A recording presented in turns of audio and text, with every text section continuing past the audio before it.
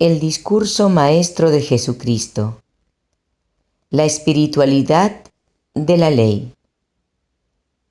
Este capítulo está basado en Mateo, capítulo 5, versos 17 al 48 y capítulo 19, versos 3 al 9. No he venido para abrogar, sino para cumplir. Fue Cristo quien en medio del trueno y el fuego proclamó la ley en el monte Sinaí. Como llama devoradora, la gloria de Dios descendió sobre la cumbre y la montaña tembló por la presencia del Señor. Las huestes de Israel, prosternadas sobre la tierra, habían escuchado, presas de pavor, los preceptos sagrados de la ley. ¡Qué contraste con la escena en el monte de las bienaventuranzas!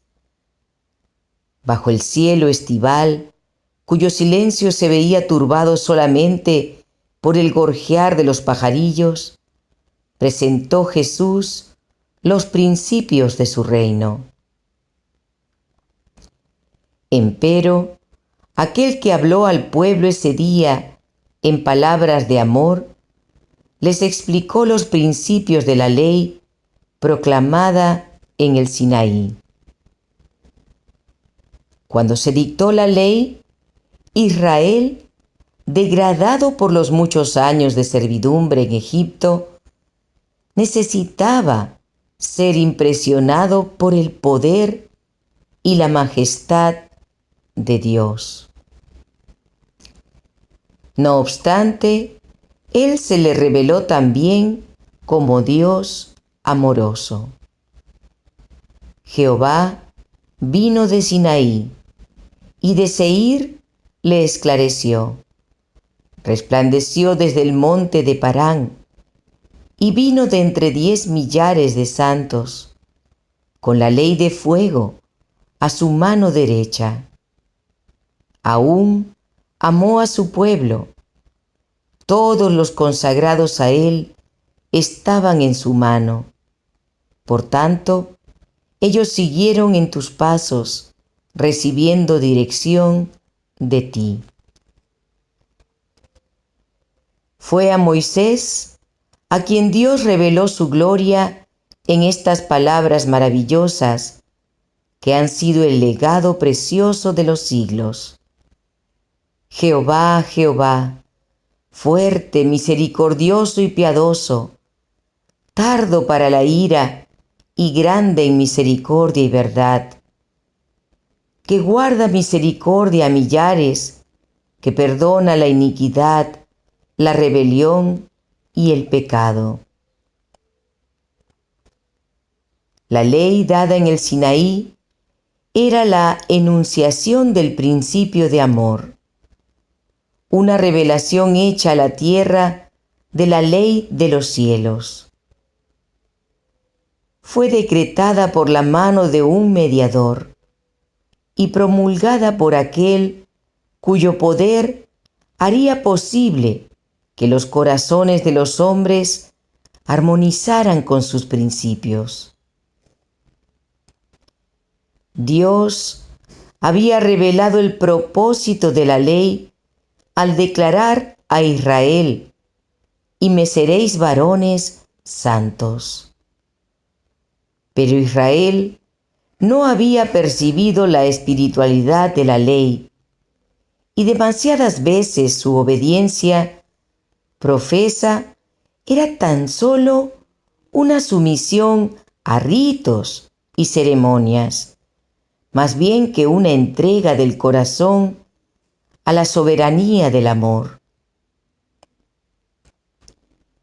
Cuando en su carácter y obra Jesús representó ante los hombres los atributos santos, benévolos y paternales de Dios, y les hizo ver cuán inútil era la mera obediencia minuciosa a las ceremonias, los dirigentes judíos no recibieron ni comprendieron sus palabras. Creyeron que no recalcaba lo suficiente los requerimientos de la ley. Y cuando les presentó las mismas verdades, que eran la esencia del servicio que Dios les asignara, ellos, que miraban solamente a lo exterior, lo acusaron de querer derrocar la ley. Las palabras de Cristo, aunque pronunciadas sosegadamente, se distinguían por una gravedad y un poder que conmovían los corazones del pueblo. Escuchaban para oír si repetía las tradiciones inertes y las exigencias de los rabinos, pero escuchaban en vano. La gente se admiraba de su doctrina, porque les enseñaba como quien tiene autoridad y no como los escribas. Los fariseos notaban la gran diferencia entre su propio método de enseñanza y el de Cristo. Percibían que la majestad, la pureza y la belleza de la verdad, con su influencia profunda y suave, echaba hondas raíces en muchas mentes. El amor divino y la ternura del Salvador atraían hacia él los corazones de los hombres. Los rabinos comprendían que la enseñanza de él anularía todo el tenor de la instrucción que habían impartido al pueblo. Estaba derribando la muralla de separación que tanto había lisonjeado su orgullo y exclusivismo. Y temieron que si se lo permitían, alejaría completamente de ellos al pueblo.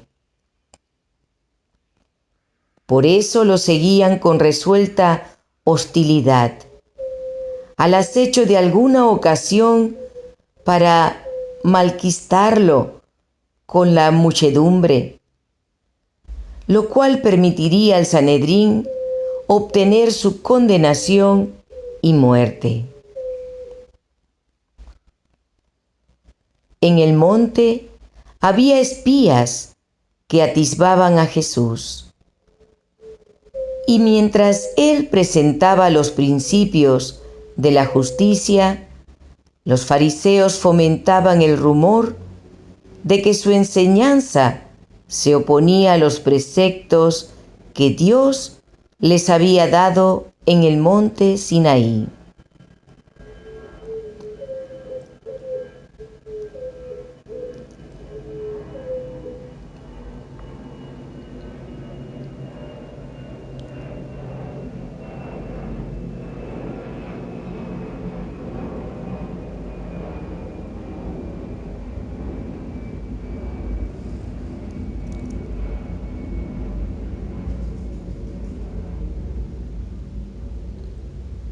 El Salvador no dijo una sola palabra que pudiera turbar la fe en la religión, ni en las instituciones establecidas por medio de Moisés.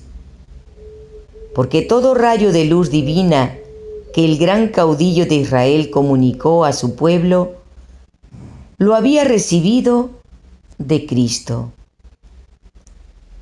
Mientras muchos murmuraban en sus corazones que Él había venido para destruir la ley, Jesús, en términos inequívocos, reveló su actitud hacia los estatutos divinos.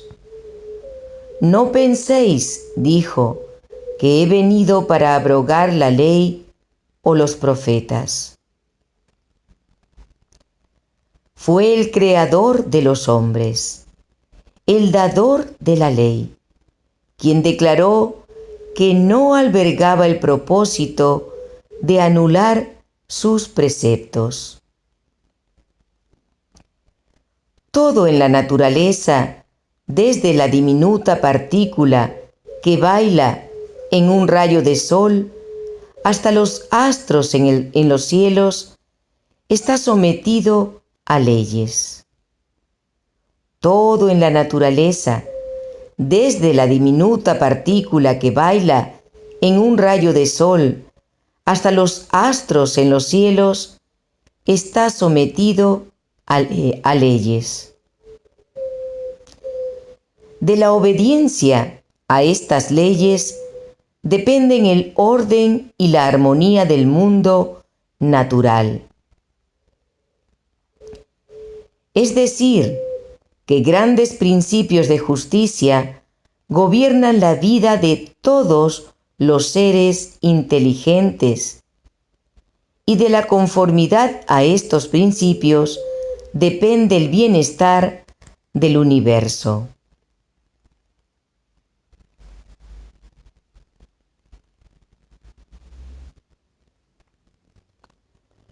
Antes que se creara la tierra, existía la ley de Dios.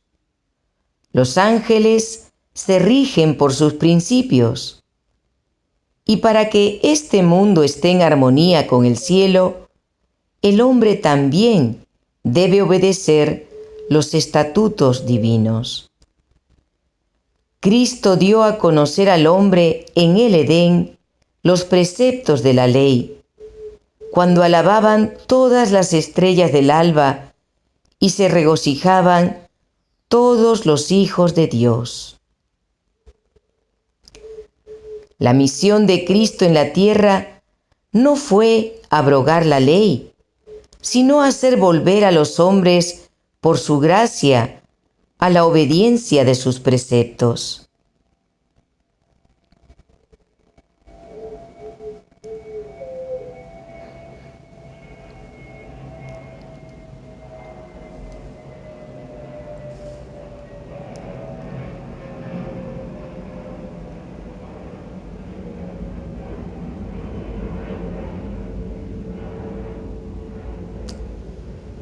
El discípulo amado, que escuchó las palabras de Jesús en el monte, al escribir mucho tiempo después, bajo la inspiración del Espíritu Santo, se refirió a la ley como a una norma de vigencia perpetua.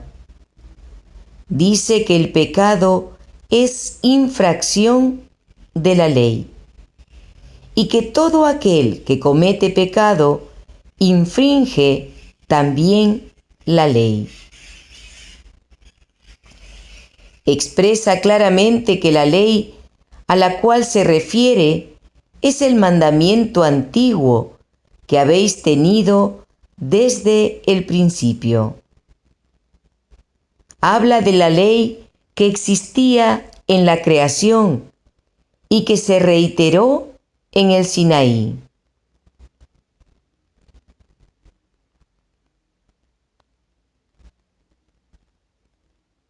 El discípulo amado, que escuchó las palabras de Jesús en el monte, al escribir mucho tiempo después, bajo la inspiración del Espíritu Santo, se refirió a la ley como a una norma de vigencia perpetua. Dice que el pecado es infracción de la ley y que todo aquel que comete pecado infringe también la ley. Expresa claramente que la ley a la cual se refiere es el mandamiento antiguo que habéis tenido desde el principio. Habla de la ley que existía en la creación y que se reiteró en el Sinaí. Al hablar de la ley, dijo Jesús: no he venido para abrogar, sino para cumplir. Aquí usó la palabra cumplir, en el mismo sentido que cuando declaró a Juan el Bautista su propósito de cumplir toda justicia, es decir, llenar la medida de lo requerido por la ley, dar un ejemplo de conformidad perfecta con la voluntad de Dios.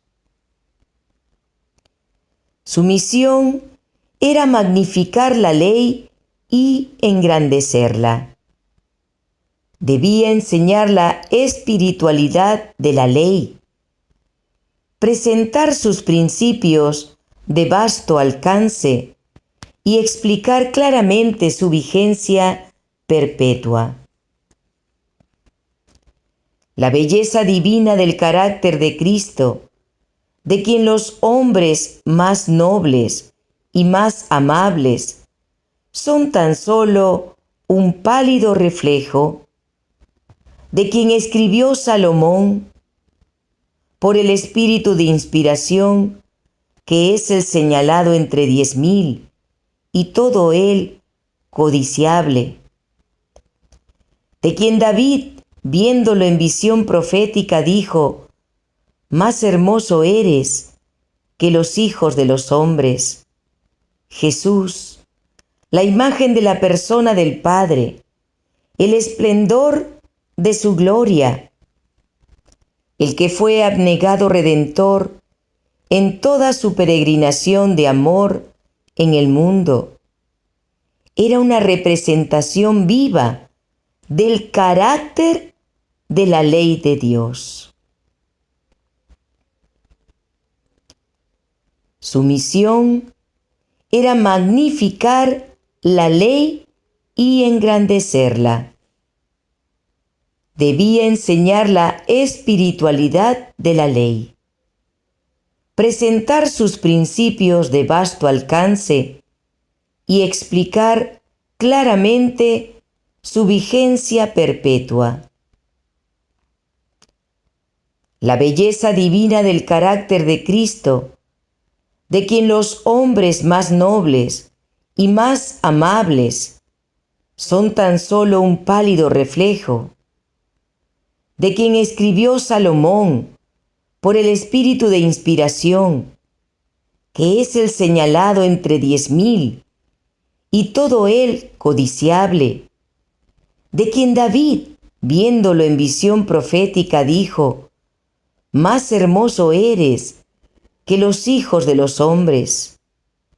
Jesús, la imagen de la persona del Padre, el esplendor de su gloria, el que fue abnegado Redentor en toda su peregrinación de amor en el mundo, era un representante vivo. Jesús, la imagen de la persona del Padre, el esplendor de su gloria, el que fue abnegado Redentor en toda su peregrinación de amor en el mundo, era una representación viva del carácter de la ley de Dios. En su vida se manifestó el hecho de que el amor nacido en el cielo, los principios fundamentales de Cristo, sirven de base a las leyes de rectitud eterna. Hasta que pasen el cielo y la tierra, dijo Jesús, ni una jota ni una tilde pasará de la ley hasta que todo se haya cumplido. Por su propia obediencia a la ley, Jesús atestiguó su carácter inalterable y demostró que con su gracia puede obedecerla perfectamente todo hijo e hija de Adán. En el monte declaró que ni una jota más insignificante desaparecería de la ley hasta que todo se hubiera cumplido, a saber, todas las cosas que afectan a la raza humana, todo lo que se refiere al plan de redención. No enseña que la ley haya de ser abrogada alguna vez. No enseña que la ley haya de ser abrogada alguna vez, sino que, a fin de que nadie suponga que era su misión abrogar los preceptos de la ley, dirige el ojo al más lejano confín del horizonte del hombre y nos asegura que hasta que se llegue a ese punto, la ley conservará su autoridad. Mientras perduren los cielos y la tierra, los principios sagrados de la ley de Dios permanecerán. Su justicia, como los montes de Dios, continuará, cual una fuente de bendición que envía arroyos para refrescar la tierra. Dado que la ley del Señor es perfecta y por lo tanto inmutable, es imposible que los hombres pecaminosos satisfagan por sí mismos la medida de lo que requiere. Por eso vino Jesús como nuestro Redentor. Era su misión, al hacer a los hombres partícipes de la naturaleza divina, ponerlos en armonía con los principios de la ley del cielo. Cuando renunciamos a nuestros pecados y recibimos a Cristo como nuestro Salvador, la ley es ensalzada. Pregunta el apóstol Pablo: ¿luego, por la fe invalidamos la ley? En ninguna manera, sino que confirmamos la ley. La promesa del nuevo pacto es: pondré mis leyes en sus corazones y en sus mentes las escribiré. Mientras que con la muerte de Cristo iba a desaparecer el sistema de los símbolos que señalaban a Cristo como Cordero de Dios, que iba a quitar el pecado del mundo, los principios de justicia expuestos en el Decálogo son tan inmutables como el trono eterno. No se ha suprimido un mandamiento, ni una jota o un tilde se ha cambiado. Estos principios que se comunicaron a los hombres en el paraíso como la ley suprema de la vida, existirán sin sombra de cambio en el paraíso restaurado. Cuando el Edén vuelva a florecer en la tierra, la ley de amor dada por Dios será obedecida por todos debajo del sol. Para siempre, oh Jehová, permanece tu palabra en los cielos. Fieles son sus mandamientos, afirmados eternamente y para siempre, hechos en verdad y en rectitud. Hace ya mucho que he entendido tus testimonios, para que para siempre los has establecido. Para siempre, oh Jehová, permanece tu palabra en los cielos. Fieles son todos sus mandamientos, afirmados eternamente y para siempre, hechos en verdad y en rectitud. Hace ya mucho que he entendido tus testimonios, que para siempre los has establecido. Cualquiera que quebrante uno de estos mandamientos muy pequeños y así enseña a los hombres, muy pequeño será llamado en el reino de los cielos. Eso significa que no tendrá lugar en el reino, pues el que deliberadamente quebranta un mandamiento no guarda ninguno de ellos en espíritu ni en verdad.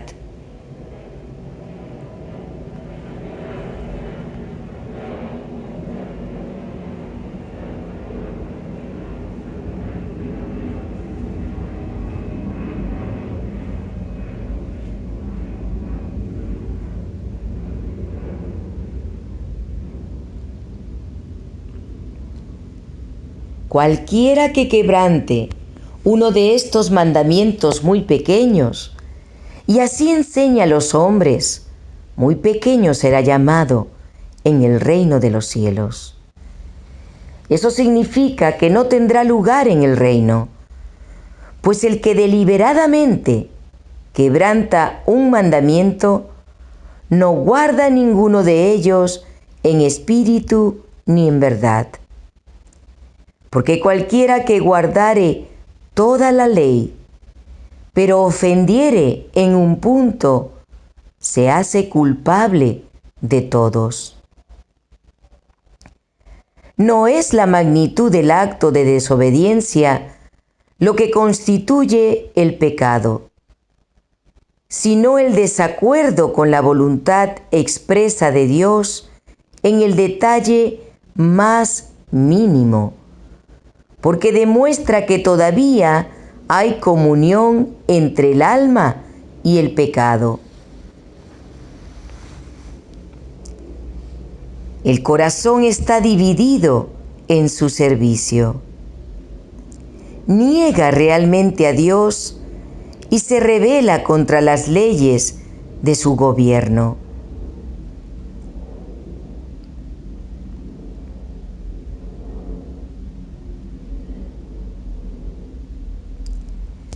Si los hombres estuviesen en libertad para apartarse de lo que requiere el Señor y pudieran fijarse una norma de deberes, habría una variedad de normas que se ajustarían a las diversas mentes y se quitaría el gobierno de las manos de Dios. La voluntad de los hombres se haría suprema y la voluntad santa y altísima de Dios, sus fines de amor hacia sus criaturas, no serían honrados ni respetados.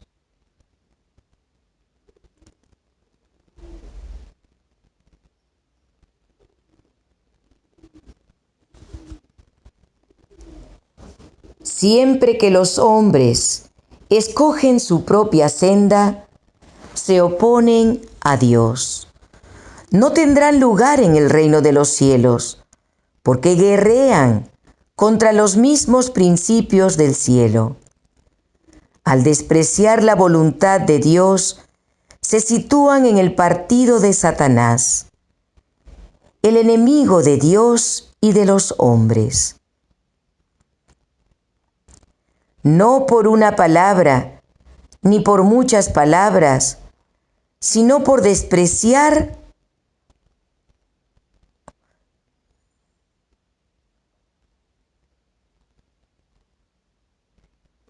siempre que los hombres escogen su propia senda, se oponen a Dios. no tendrán lugar en el reino de los cielos, porque guerrean contra los mismos principios del cielo. Al despreciar la voluntad de Dios, se sitúan en el partido de Satanás, en el enemigo de Dios y de los hombres. No por una palabra, ni por muchas palabras, sino por toda la palabra que ha hablado Dios, vivirá el hombre.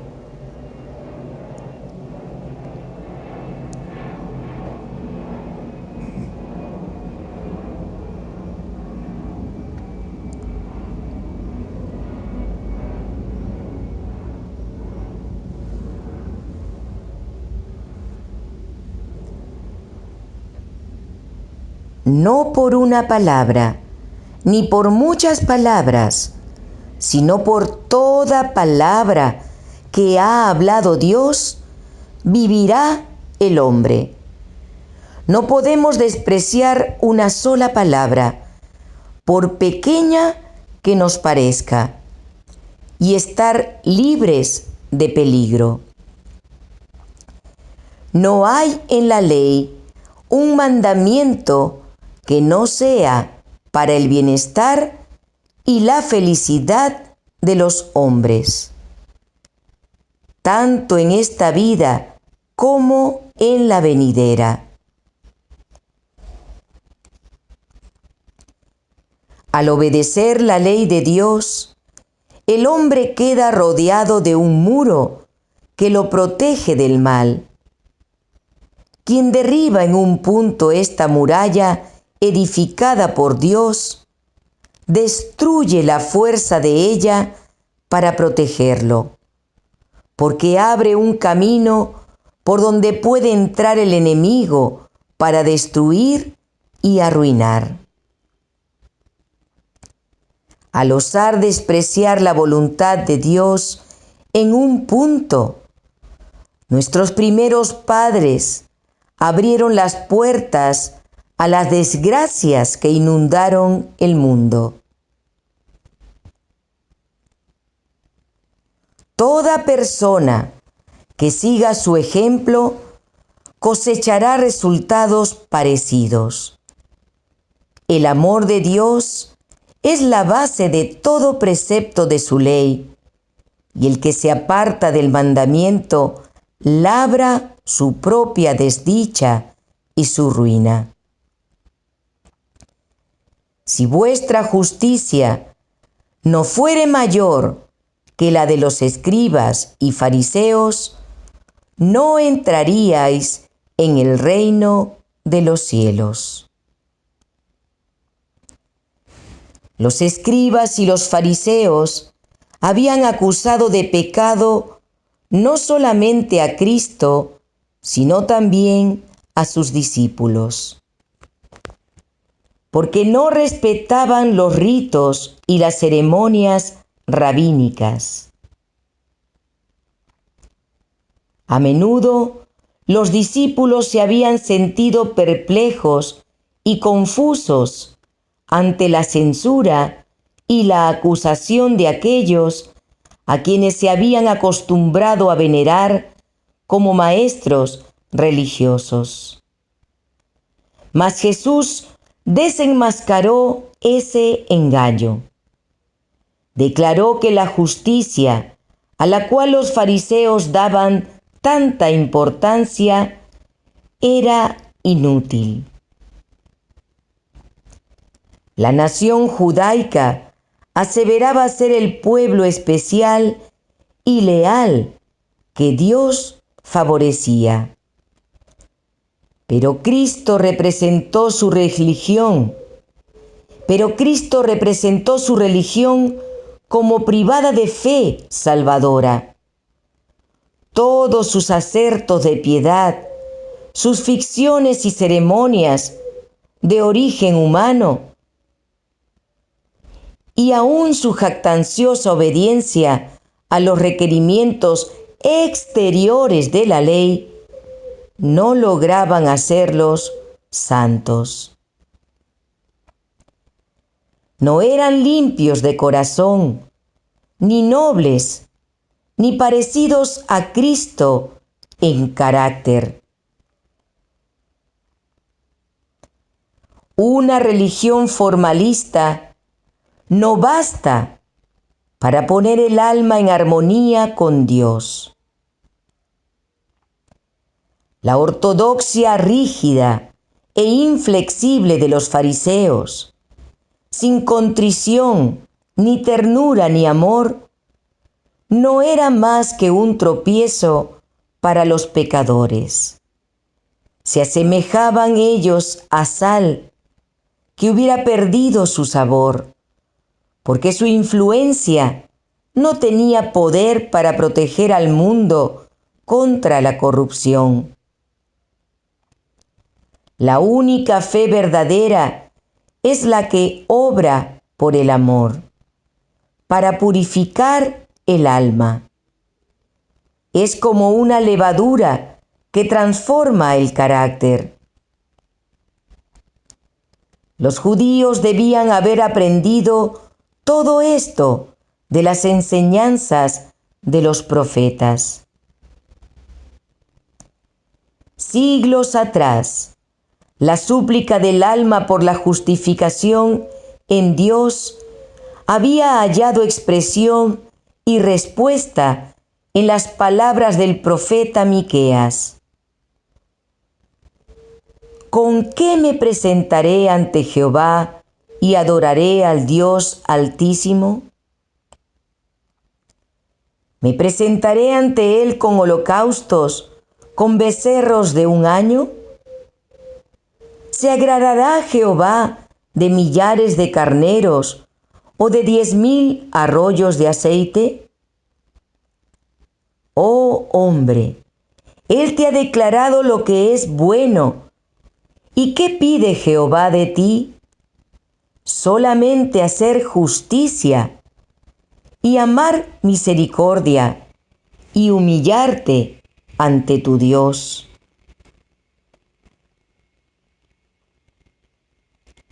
El profeta Oseas había señalado lo que constituye la esencia del farisaísmo en las siguientes palabras: Israel es una frondosa viña que da abundante fruto para sí misma. En el servicio que profesaban prestar a Dios, los judíos trabajaban en realidad para sí mismos. Su justicia era fruto de sus propios esfuerzos para observar la ley, conforme a sus propias ideas y para su propio bien egoísta. Por lo tanto, no podía ser mejor que ellos. En sus esfuerzos para hacerse santos, procuraban sacar cosa limpia de algo inmundo. La ley de Dios es tan santa como Él, tan perfecta como Él.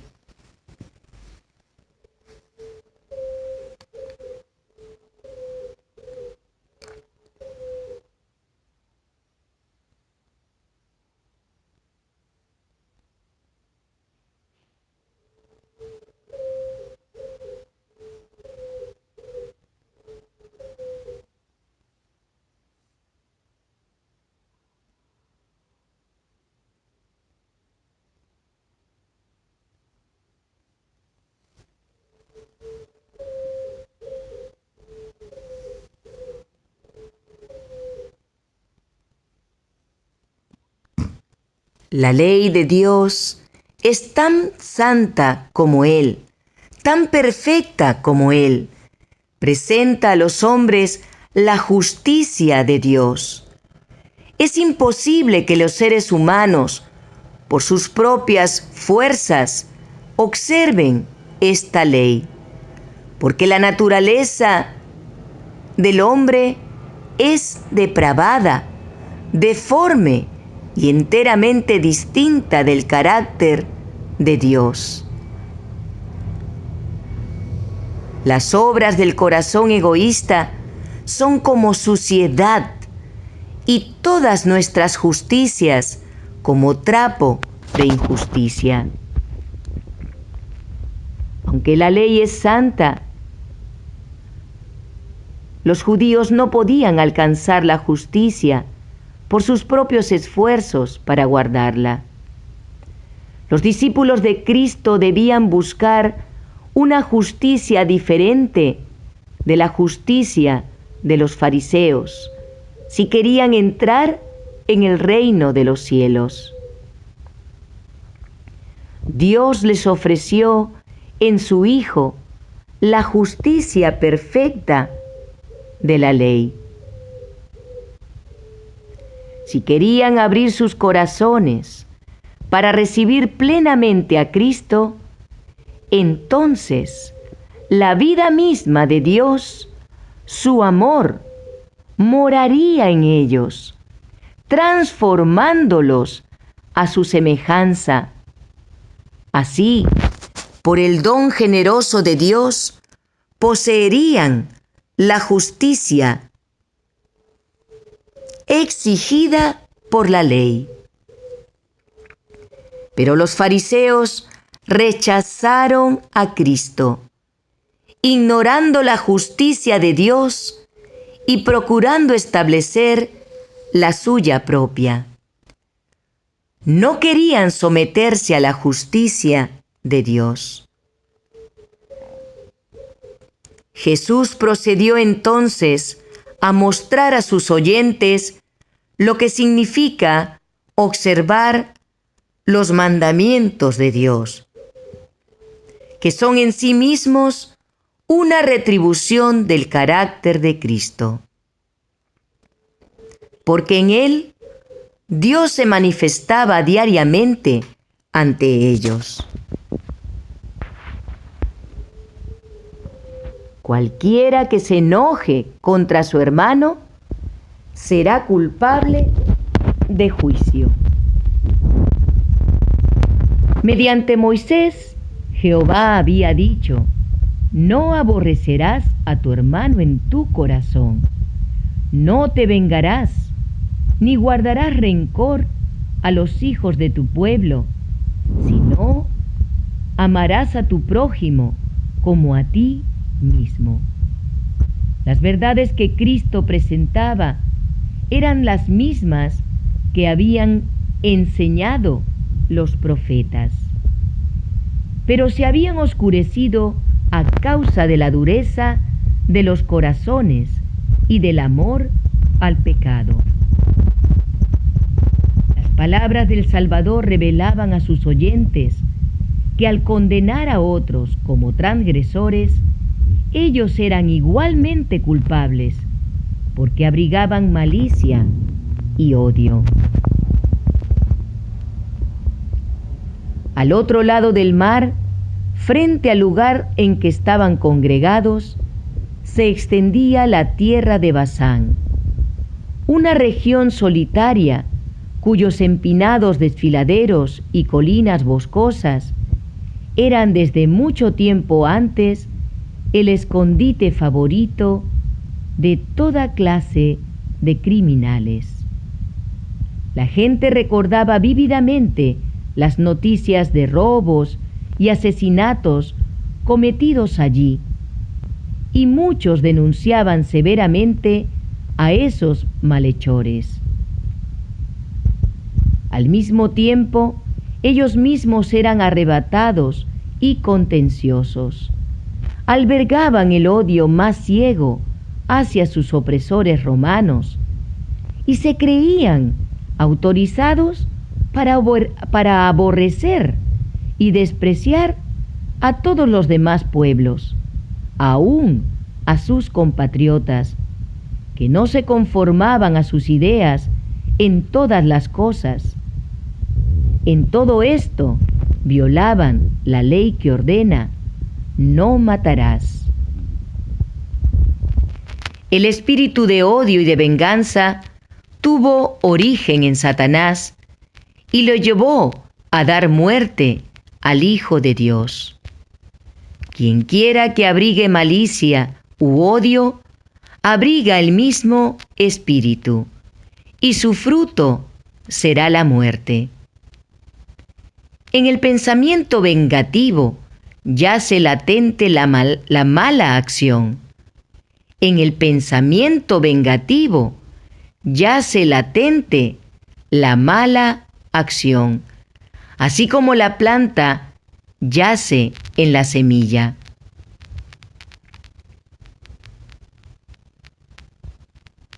El espíritu de odio y de venganza tuvo origen en Satanás y lo llevó a dar muerte al Hijo de Dios. Quien quiera que abrigue malicia u odio,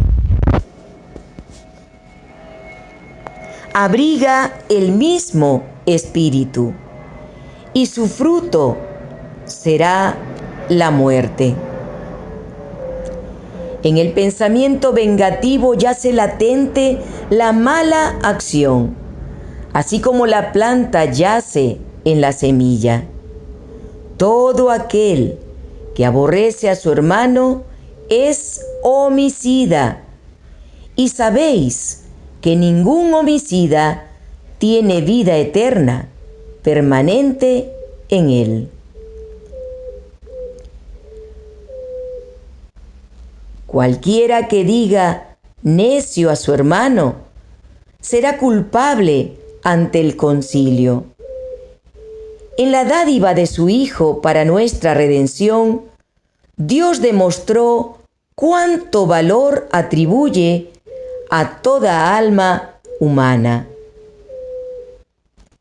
Y a nadie autoriza para hablar desdeñosamente de su semejante.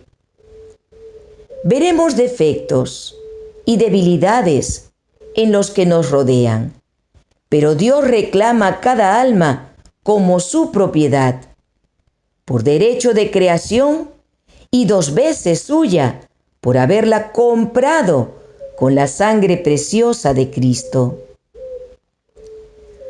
Todos fueron creados a su imagen, y debemos tratar aún a los más degradados con respeto y ternura.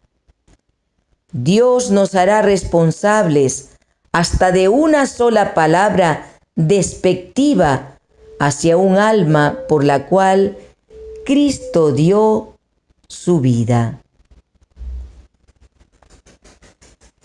¿Quién te distingue? ¿O qué tienes que no hayas recibido? Y si lo recibiste, ¿por qué te glorías? ¿Como si no lo hubieras recibido? ¿Tú quién eres que juzgas al criado ajeno? Para su propio Señor está en pie o cae. Cualquiera que le diga a su hermano fatuo quedará expuesto al infierno de fuego. En el Antiguo Testamento la palabra fatuo se usa para describir a un apóstata y al que se entregó a la iniquidad. Dice Jesús que quien quiera que condene a su hermano como apóstata o como despreciador de Dios, muestra que él mismo merece semejante condenación. El mismo Cristo, cuando contendía con Satanás sobre el cuerpo de Moisés, no se atrevió a proferir juicio de maldición contra él. Si lo hubiera hecho, le habría dado una ventaja a Satanás, porque las acusaciones son armas del diablo. En las Sagradas Escrituras se lo llama el acusador de nuestros hermanos. Jesús no empleó ninguno de los métodos de Satanás. Les respondió con las palabras: el Señor te reprenda. Su ejemplo es para nosotros. Cuando nos vemos en conflicto con los enemigos de Cristo, no debemos hablar con espíritu de desquite, ni deben nuestras palabras asemejarse a una acusación burlona. El que vive como vocero de Dios no debe decir palabras que aún la majestad de los cielos se negó a usar cuando contendía con Satanás. Debemos dejar a Dios la obra de juzgar y condenar.